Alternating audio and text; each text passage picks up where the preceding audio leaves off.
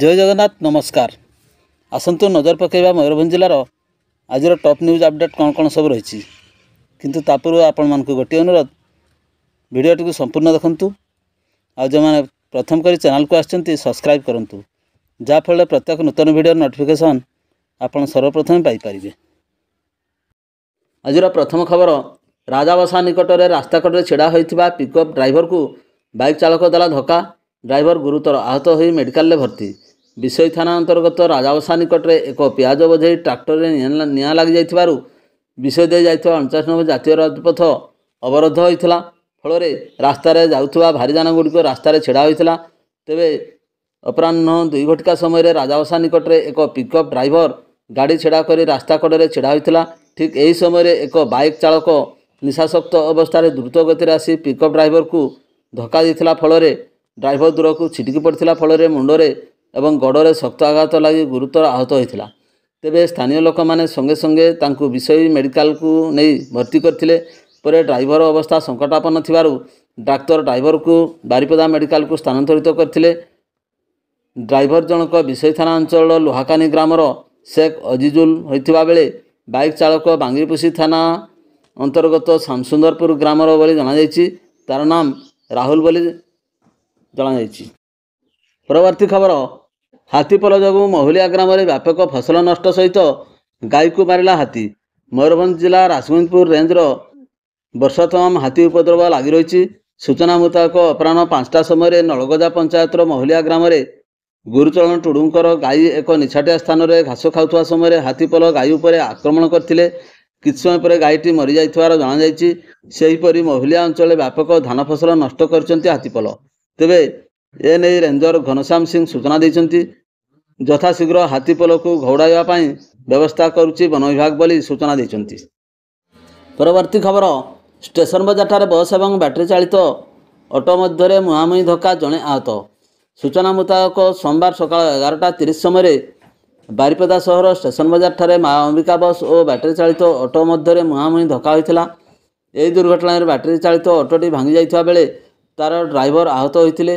तेबे स्थानीय लोक मैंने आहत व्यक्ति को उद्धार कर पीआरएम मेडिकल भर्ती करथिले। सेपटे बारिपदा टाउन थाना पुलिस पहुंची घटनास्थल में अधिक तदंत जारी रखिछि। परवर्ती खबर डुकुरा ठारे आदिवासी सांताली संप्रदायर महान पर्व दिसम जाहेरा बहाबंगा 2024 महासमारोह अनुष्ठित हो जाइछि। सूचना अनुसार बारिपदा निर्वाचन मंडल खुंटा ब्लॉकर डुकुरा ठारे आदिवासी सांताली संप्रदायर महान पर्व दिसम जाहेरा बाहाबंगा 2024 महा आडंबर सहकारे पालन करा जायथिला। एही कार्यक्रम दिवा 2 घटिका ठारू आरंभ होई संध्या 6:30 पर्यंत अनुष्ठित होइथिला। एही कार्यक्रम रे 20,000 रु अधिक सांताल संप्रदायर लोक माने समागम होइथिले।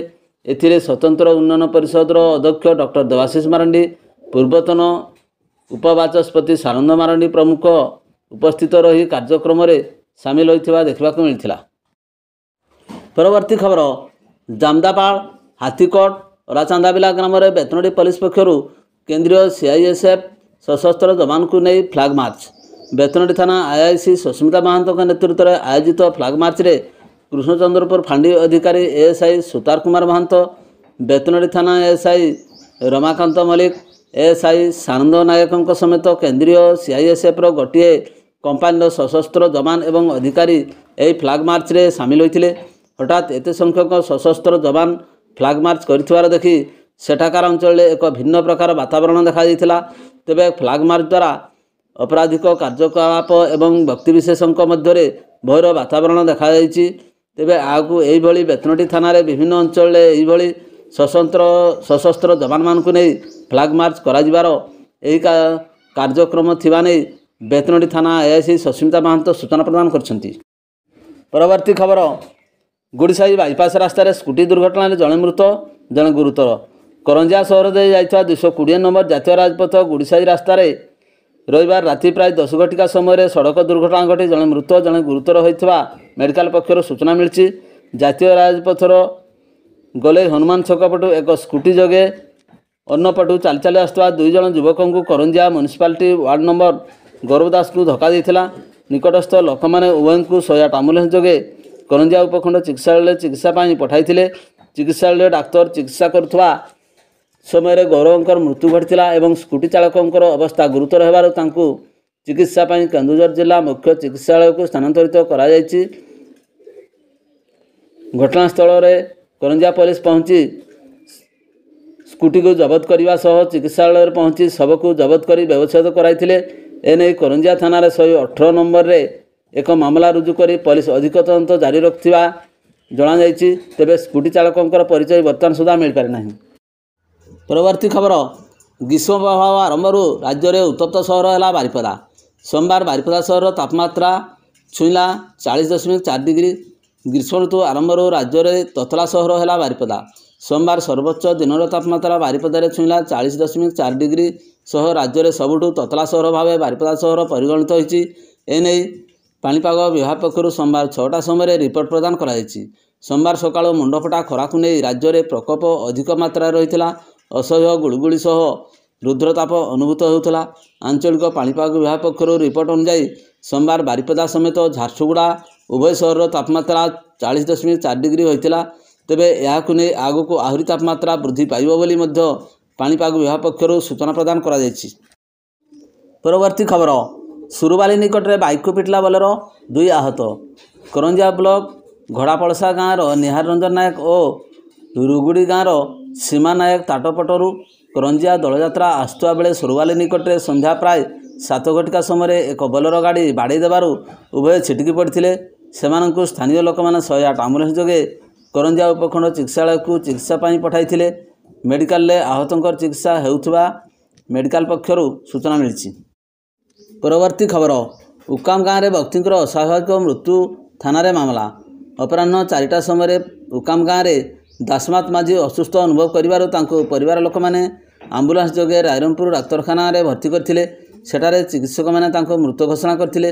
ସୂଚନା ପରେ ବାଦାମପାହାଡ଼ ଥାନା ପୋଲିସ ମୃତଦେହ ଜବତ କରି ତଦନ୍ତ ଆରମ୍ଭ କରିଛି ଏବଂ ଶବକୁ ବ୍ୟବଚ୍ଛେଦ କରି ପରିବାରବର୍ଗକୁ ହସ୍ତାନ୍ତରିତ କରିଛି। ପରବର୍ତ୍ତୀ ଖବର, ମୟୂରଭଞ୍ଜ ଜିଲ୍ଲା ରଜାପଲହା ଛକ ନିକଟରେ 49 ନମ୍ବର ଜାତୀୟ ରାଜପଥର ଦୁଆରଶେଣି ଘାଟି ରାସ୍ତାରେ ଏକ ପିଆଜ ବୋଝେଇ ଟ୍ରକ୍ ସୋମବାର ଭାରସାମ୍ୟ ହରାଇ ଦୁର୍ଘଟଣାଗ୍ରସ୍ତ ହୋଇଛି। ଦୁର୍ଘଟଣା ପରେ ଏଥିରେ ନିଆଁ ଲାଗିଯାଇଥିଲା। ଫଳରେ ଗାଡ଼ିର ଚାଳକ ଜଣକ ଜୀବନ୍ତ ଦଗ୍ଧ ହୋଇଛନ୍ତି। ମିଳିଥିବା ସୂଚନା ଅନୁଯାୟୀ ନାସିକରୁ ଟ୍ରକ୍ଟି ପିଆଜ ବୋଝେଇ କରି କଲିକତା ଅଭିମୁଖେ ଯାଉଥିଲା। ଦୁଆରଶେଣି ଘାଟି ରାସ୍ତାର ପ୍ରଥମ ବାଙ୍କରେ ଭାରସାମ୍ୟ ହରାଇ ଟ୍ରକ୍ଟି ଦୁର୍ଘଟଣାଗ୍ରସ୍ତ ହୋଇ ଜଙ୍ଗଲ ଭିତରକୁ ପଶିଯାଇଥିଲା।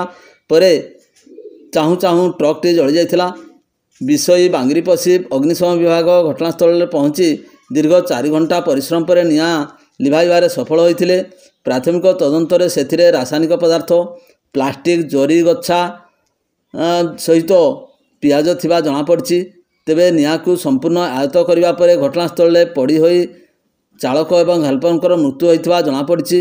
ନିଆଁକୁ ଆୟତ୍ତ କରିବା ପରେ ସେଥିରେ 3-4ଟି ଦରପୋଡ଼ା ମାଂସ ପିଣ୍ଡୁଳା ସହ ହାଡ଼ ଉଦ୍ଧାର କରାଯାଇଛି ଓ ମିଳିଥିବା ହାଡ଼ ଏବଂ ମାଂସ କାହାର ତାହା ତଦନ୍ତ ପରେ ଜଣାପଡ଼ିବ ବୋଲି ଥାନା ଅଧିକାରୀ ମିନି ଭୋଇ କହିଛନ୍ତି।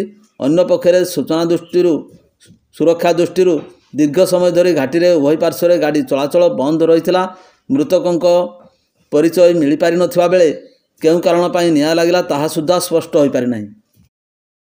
ପରବର୍ତ୍ତୀ ଖବର, ଠାକୁରମୁଣ୍ଡା ବ୍ଲକ ମହୁଲଡ଼ିହା ଥାନା ଚମ୍ପାଝର ପଞ୍ଚାୟତ ଅନ୍ତର୍ଗତ ମାଙ୍କଡ଼ବେଡ଼ା ଗ୍ରାମରେ ଜଣେ ମହିଳା ସକାଳେ ବିଷ ପିଇ ଆତ୍ମହତ୍ୟା କରିଥିବାର ଜଣାପଡ଼ିଛି।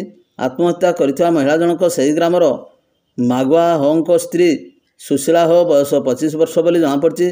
ସାମାନ୍ୟ ପାରିବାରିକ କଳହ ଯୋଗୁଁ ସେ ଆତ୍ମହତ୍ୟା କରିଥିବା କୁହାଯାଉଛି। ସକାଳେ ସୁଶୀଳା ଜଙ୍ଗଲକୁ ଯାଇ ଜଙ୍ଗଲରେ ଥିବା ଚେରମୂଳି ବିଷକୁ ଆଣି ପିଇ ଦେଇଥିଲା। ବିଷ ପିଇବା ପରେ ତାଙ୍କର ଅବସ୍ଥା ଗୁରୁତର ହୋଇଯାଇଥିଲା। ଗାଡ଼ିରେ ଗୁରୁତର ଅବସ୍ଥାରେ ତାଙ୍କୁ ଠାକୁରମୁଣ୍ଡା ଗୋଷ୍ଠୀ ସ୍ୱାସ୍ଥ୍ୟ କେନ୍ଦ୍ରକୁ ନେଇ ଭର୍ତ୍ତି କରିଥିଲେ। ସେଠାରେ ଡାକ୍ତର ତାଙ୍କୁ ମୃତ ଘୋଷଣା କରିଥିଲେ। ମୃତ ସୁଶୀଳାଙ୍କ ସ୍ୱାମୀ ରାଜମିସ୍ତ୍ରୀ କାମ କରୁଥିବା ବେଳେ ତାଙ୍କର 5 ବର୍ଷର ଗୋଟିଏ ଝିଅ ଏବଂ 2 ବର୍ଷର ପୁଅ ଥିବା ଜଣାପଡ଼ିଛି। ମହୁଲଡ଼ିହା ଥାନା ପୋଲିସ ପହଞ୍ଚି ଏକ ମାମଲା ରୁଜୁ କରି ଶବକୁ ଜବତ କରି ଶବ ବ୍ୟବଚ୍ଛେଦ ପାଇଁ ଉପଖଣ୍ଡ ଚିକିତ୍ସାଳୟକୁ ପଠାଇଥିବା ଜଣାଯାଇଛି। ପରବର୍ତ୍ତୀ ଖବର, ବେତନଟୀ ଅଞ୍ଚଳର ବହୁ ବଦାନ୍ୟ ଏବଂ ଧର୍ମପରାୟଣ ବ୍ୟକ୍ତିଙ୍କ ଦାନରେ ପ୍ରତିଷ୍ଠିତ ଜଗନ୍ନାଥ ମନ୍ଦିରଟି ନବକଳେବର ହୋଇ ନିର୍ମାଣ କାର୍ଯ୍ୟ ଆଗେଇ ଚାଲିଥିଲା। ଆସନ୍ତା ରଥଯାତ୍ରାରେ ଏହାର ପ୍ରତିଷ୍ଠା ଉତ୍ସବ ସହ ନୂତନ ଭାବେ ବିଗ୍ରହ ପ୍ରତିଷ୍ଠା ହୋଇଥାନ୍ତା। ମାତ୍ର ଏହାର ଅବ୍ୟବହିତ ପୂର୍ବରୁ ଠାକୁରଙ୍କର ଯାହା କିଛି ଆସବାବପତ୍ର ବାସନକୁସନ ସ୍ୱର୍ଣ୍ଣ ଅଳଙ୍କାର ଭେଟି ଏବଂ ଦାନବାକ୍ସରେ ଥିବା ଭକ୍ତମାନେ ଦାନ ଦେଇଥିବା ଅର୍ଥ ସବୁ ରାତିରେ ଚୋରମାନେ ଲୁଟପାଟ କରି ନେଇଯାଇଥିବା ଦେଖାଯାଇଛି। ମନ୍ଦିରଟି ରାତିରେ କେହି ଜଗୁଆଳି ନ ରହୁଥିବାରୁ ଏହାର ସୁଯୋଗ ନେଇ ନିର୍ଜନ ସ୍ଥାନରେ ଥିବା ହେତୁ ଚୋରମାନେ ଏହାକୁ ବଡ଼ ଧରଣର ଚୋରି କରିଥିବା ଜଣାପଡ଼ିବା ପରେ ବେତନଟୀ ଥାନା ପକ୍ଷରୁ ତଦନ୍ତ ହୋଇଥିବା ଜଣାଯାଇଛି। ମୁଖ୍ୟ ଟ୍ରଷ୍ଟି ଜଗେଶ୍ୱର ମିଶ୍ର ପୂଜକଙ୍କ ନିକଟକୁ ଖବର ପାଇ ଥାନାରେ ଅଭିଯୋଗ କରିଥିଲେ। ବେତନଟୀ ଥାନା ଅଧିକାରୀ ସୁସ୍ମିତା ମହାନ୍ତ ତଦନ୍ତ ପାଇଁ ଏଏସ୍ଆଇ ଦିଲ୍ଲୀ ବେହେରାଙ୍କ ନେତୃତ୍ୱରେ ଏକ ପୁଲିସ ଟିମ୍ ମନ୍ଦିରକୁ ପଠାଇଥିଲେ। ସାଇଣ୍ଟିଫିକ୍ ଟିମ୍ ସନ୍ଧାନୀ କୁକୁର ସାହାଯ୍ୟ ନେଇ ତଦନ୍ତ କରାଯାଇଥିଲେ ହେଁ ଚୋରି ସାମଗ୍ରୀ ବା ଚୋରଙ୍କର କୌଣସି ସନ୍ଧାନ ମିଳିପାରିନଥିଲା। ମୁର୍ଶିଦାବାଦ ପଶ୍ଚିମବଙ୍ଗ ଆଦି ଅଞ୍ଚଳରୁ ବହୁ ସଂଖ୍ୟକ ସଂଖ୍ୟାଲଘୁ ସମ୍ପ୍ରଦାୟର କୁଲି ଏବଂ ମିସ୍ତ୍ରୀମାନେ ଏହି ଚୋରି କରୁଥିବା ସନ୍ଦେହ ହେଉଛି। ମନ୍ଦିରରୁ ଚୋରି ହେବା ଫଳରେ ଠାକୁରଙ୍କର ନୀତିକାନ୍ତିରେ ବ୍ୟାଘାତ ସୃଷ୍ଟି ହୋଇଛି। ମନ୍ଦିରକୁ ଗାଧୋଇବା ସହିତ 3 ଠାକୁରଙ୍କ ସ୍ନାନ କରାଯାଇ ପଞ୍ଚାମୃତ ସ୍ନାନ କରାଯାଇଥିଲା। ଚୋରମାନେ ଠାକୁରଙ୍କର ସମସ୍ତ ବାସନକୁସନ ସମେତ ମଦନମୋହନ ରାଧାକୃଷ୍ଣ ଆଣ୍ଠୁଆ ଗୋପାଳ ଶ୍ରୀଦେବ ଭୂଦେବ ସମେତ କାଠ ମିସ୍ତ୍ରୀର ସରଞ୍ଜାମ ଇତ୍ୟାଦି ଚୋରି କରି ନେଇଥିବା ଜଣାଯାଇଛି। ଏତଦ୍ବ୍ୟତୀତ ଠାକୁରଙ୍କର ହୁଣ୍ଡି ବାକ୍ସରୁ ପ୍ରାୟ 50,000ରୁ ଉର୍ଦ୍ଧ୍ୱ ଟଙ୍କା ନେଇଯାଇଥିବା ଜଣାଯାଇଛି। ଭିଡ଼ିଓଟିକୁ ଶେଷ ପର୍ଯ୍ୟନ୍ତ ଦେଖିଥିବାରୁ ଅନେକ ଅନେକ ଧନ୍ୟବାଦ।